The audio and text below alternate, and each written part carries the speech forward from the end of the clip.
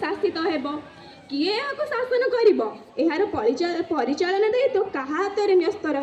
कौन व्यवस्था नाला तेणु कैबिनेट मिशन प्रस्ताव अनुଯାयी 1946 मसीहा डिसेम्बर मास 9 तारिख में गोटे सभार प्रथम बैठक बसी स्वाधीन भारत निमंते नूतन सांविधानिक प्रणयन सभा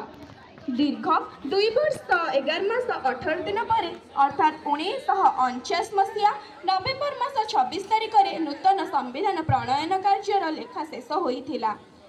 1950 मसीहा जनवरी मास 26 तारिख दिन नूतन संविधान व्यवस्था अनुसार आम देश भारत को मिलता सार्वभौम्य गणतंत्र होता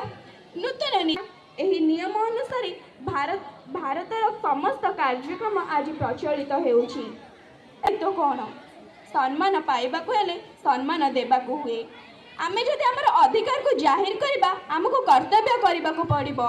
आज साधारणतंत्र दिवस रे आमे एतिकी शपथ नेबा निजर कर्तव्य करि चलिबा देश को देशर संविधान को देशर प्रत्येक नागरिक को सम्मान प्रदर्शन करबा तथा